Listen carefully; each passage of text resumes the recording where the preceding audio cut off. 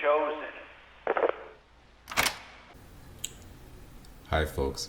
So this individual named IET17 on Twitter has come across a apparently very censored post on Medium yesterday about the nature of the global pathogen that's pretty much a scourge of the whole world.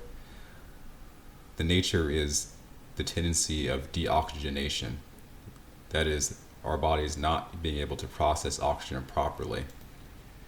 There are obvious 60 gigahertz implications of this. Though this article was deleted, it was saved on archive.is, so I'll go ahead and read this article to you. This entity had us fooled, but we now might have finally found its secrets. In the last 3 to 5 days, a mountain of anecdotal evidence has come out of New York City, Italy, Spain, etc. about the COVID-19 and characteristics of patients who get seriously ill. It's not only piling up, but now leading to a general field-level consensus backed up by a few previously little-known studies that we've had it all wrong the whole time. Well, a few had some things eerily correct. Cough, Trump, cough, especially with hydroxychloroquine and azithromycin, but we'll get to that in a minute. There is no pneumonia nor ARDS, at least not the ARDS with established treatment protocols and protocols we're familiar with. Ventilators are not only the wrong solution, but high pressure intubation can actually wind up causing more damage than without, not to mention complications from tracheal scarring and ulcers given the duration of intubation often required. They may still have use in the immediate future for patients too far to bring back with this newfound knowledge. But moving forward, a new treatment protocol needs to be established so we can stop treating patients for the wrong disease. Before continuing, I'm going to take a quick break and tell you about another article which has appeared. So there's an article called Mysterious Heart Damage, Not Just Lung Troubles, that are baffling these patients. This particular article was a link posted on Drudge this morning, and it's a long article, but the key component is the fact that a study was done on 416 hospitalized patients, which showed that 19% had some signs of damage to their heart. And so this is a link. And so here's the JAMA study, which basically shows that there's heart damage in addition to the respiratory problems that these patients are having. In my mind, the heart damage, as well as the reports of kidney failure, this relates to some problem of oxygenation. We all know that an individual has a heart attack. It has to do with poor oxygenation of the heart tissue that leads to muscle death. So that's one connection already. Now I'm going to go back to the article. The past 48 hours or so has seen a huge revelation. These patients, this disease causes prolonged and progressive hypoxia, that is, starving the body of oxygen, by binding to the heme groups and hemoglobin in your red blood cells. People are simply desaturated, that is, losing O2 in their blood, and that's what eventually leads to organ failure that kills them, not any form of ARDS or pneumonia. All of the damage to the lungs you see in CT scans are from the release of oxidative iron from the hemes. This overwhelms the natural defense against pulmonary oxidative stress and causes that nice, always bilateral ground glass opacity in the lungs.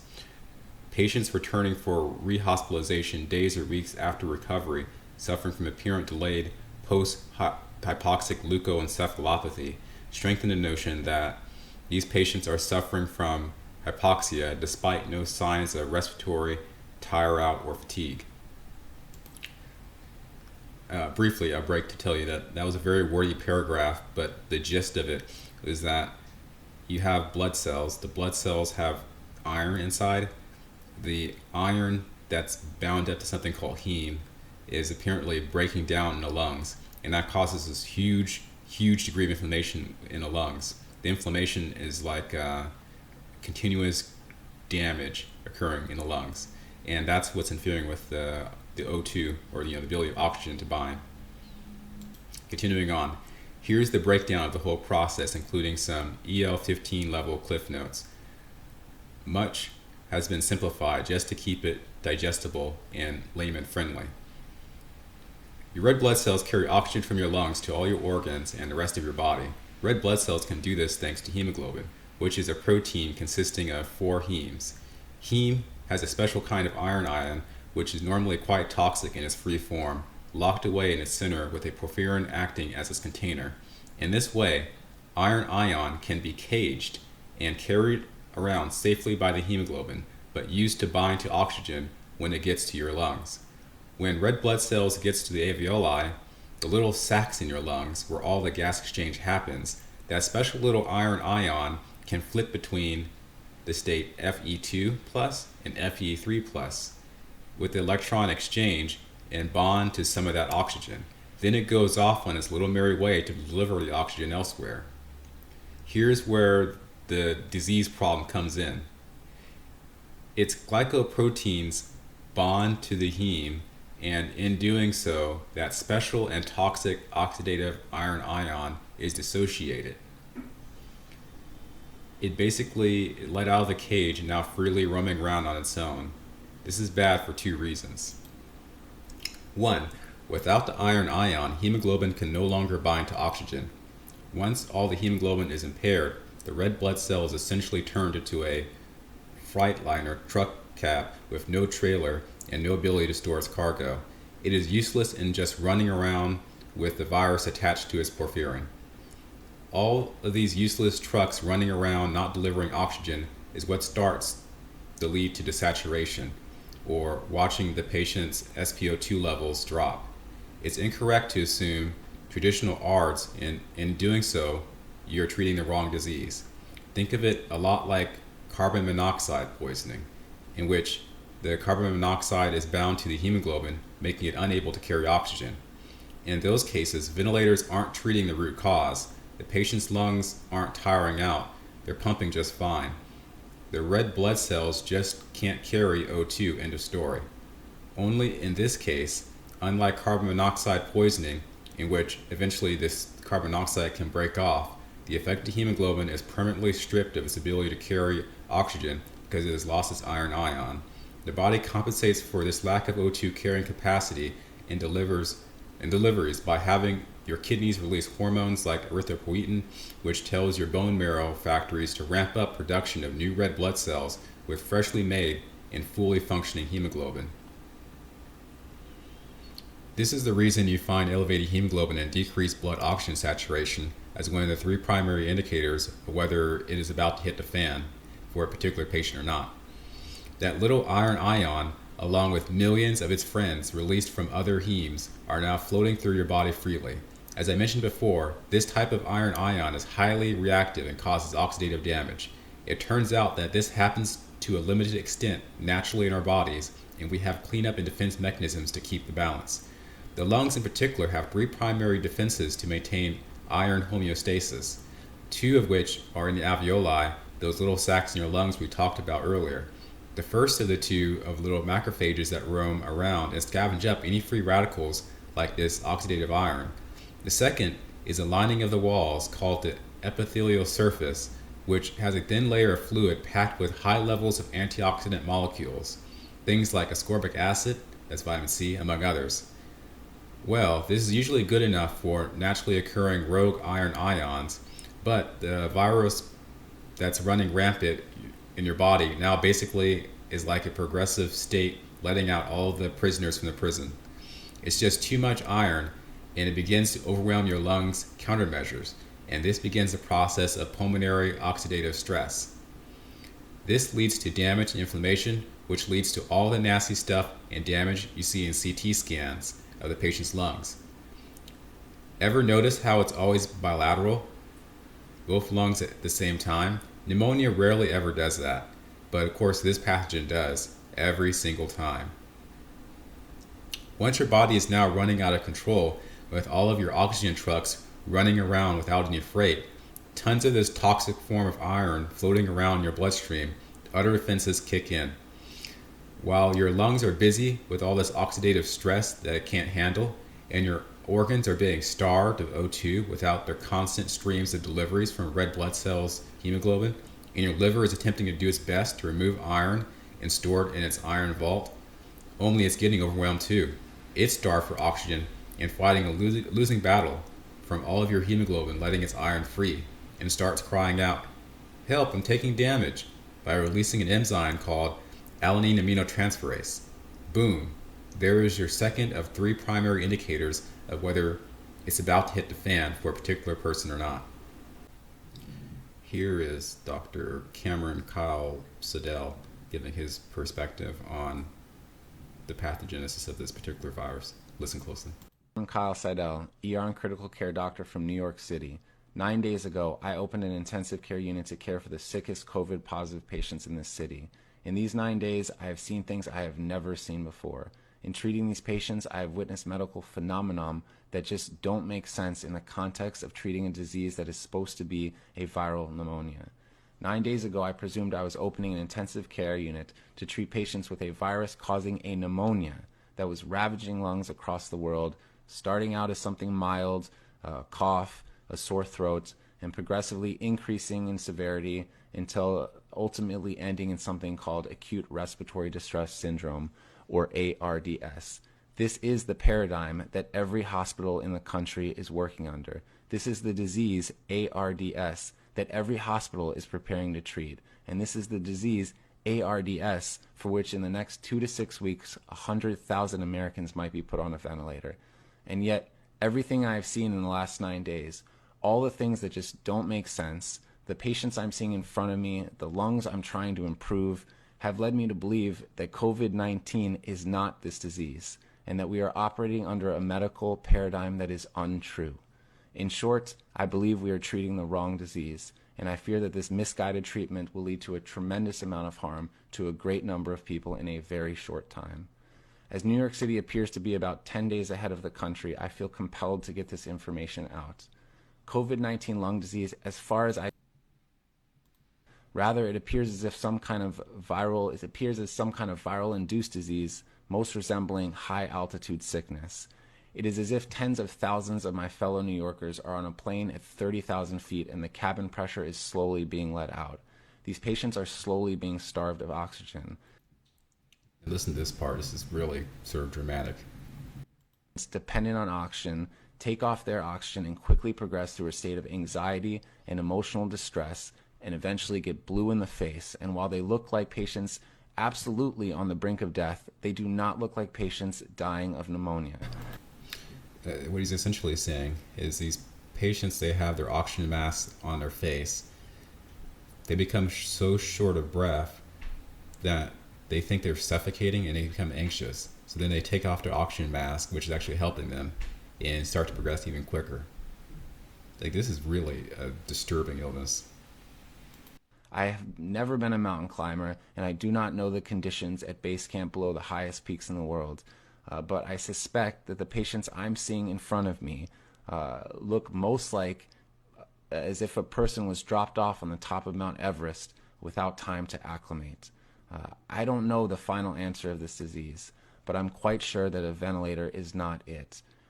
That is not to say that we don't need ventilators. We absolutely need them. They are the only way at this time that we're able to give a little more oxygen to patients who need it. Okay, so we're to go back to the other article.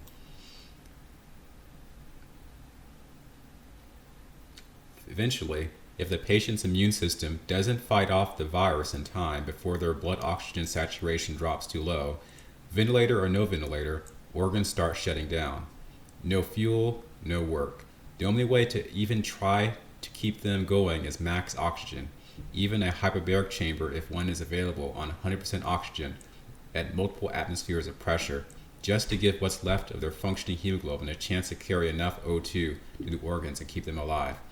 Yeah, we don't have nearly enough of those chambers, so some fresh red blood cells with normal hemoglobin in the form of transfusion will have to do. The core point being, treating patients with the iron ions stripped from their hemoglobin with ventilator intubation is futile unless you're just hoping the patient's immune system will work its magic in time. The root of the illness needs to be addressed. Best case scenario, treatment regimen early before symptoms progress too far. Hydroxychloroquine, more on that in a minute, I promise, with azithromycin has shown fantastic, albeit critics keep mentioning anecdotal to describe the mountain promise, and I'll explain why it does so well next. But forget straight up plasma with antibodies. They might work early, but if the patient is too far gone, they'll need more. They'll need all the blood, antibodies, and red blood cells. No help in sending over a detachment of ammunition to a soldier already unconscious and bleeding out in the battlefield. You need to send the ammo along with some hemoglobin stimulant magic so that he can wake up and fire those shots at the enemy. Now, the story of hydroxychloroquine. All that hilariously misguided and counterproductive criticism that the media has piled on chloroquine purely for political reasons as a viable treatment will now go down as the biggest fake news blunder to rule them all. The media actively engaged through activism to fight Bad Orange Man at the cost of thousands of lives. Shame on them. Continuing, how does chloroquine work? Same way as it does for malaria. You see, malaria is this little parasite that enters the red blood cells and starts eating hemoglobin as its food source. The reason chloroquine works for malaria is the same reason it works for this virus. While not fully understood, it is suspected to bind to DNA and interfere with the ability to work magic on hemoglobin. The same mechanism that stops malaria from getting its hands on hemoglobin and gobbling it up seems to do the same for this virus.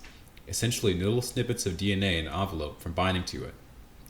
On top of that, hydroxychloroquine, an advanced descendant of regular old chloroquine, lowers the pH, which can interfere with the replication of the virus.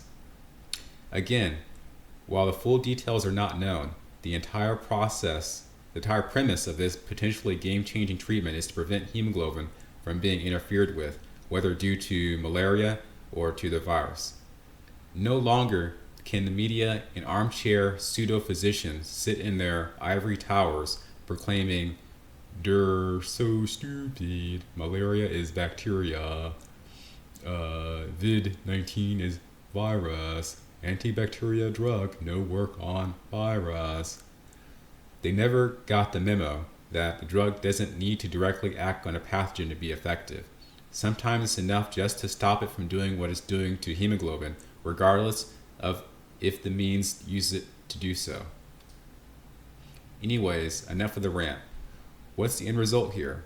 First, the ventilator emergency needs to be re-examined. If you're putting a patient on a ventilator because you're going into a coma and need mechanical breathing to stay alive, okay, we get it. Give them time for their immune systems to pull through. But if they're conscious, alert, compliant, keep them on O2. Max it if you have to. If you have to inevitably ventilate, do it at low pressure, but max O2. Don't tear up their lungs with max PEEP. You're going to do more harm to the patient because you're treating the wrong disease. Ideally, some form of treatment needs to happen to, number one, inhibit viral growth and replication. Here is where CHQ, Z-Pak, and zinc play, or other retroviral therapies in studies. Less virus, less hemoglobin, losing its iron, equals less severity and damage. Therapies used for anyone with abnormal hemoglobin or malfunctioning red blood cells. Blood transfusions. Whatever, I don't know the full breadth and scope because I'm not a physician, but think along those lines and treat the real disease. If you're thinking about giving them plasma with antibodies, maybe if they're already in bad shape, think again and give them blood with antibodies, or at least blood following by plasma and antibodies. Number three, now that we know more about how this virus works and affects our bodies, a whole range of options should open up. Number four, disclaimer, not talking about people, just talking about the regime. They covered this up and have caused all kinds of death and carnage, both literal and economic. The ripples of this pandemic will be felt for decades. The end. My guess is this little editorialization at the very end is probably what got the article pulled down.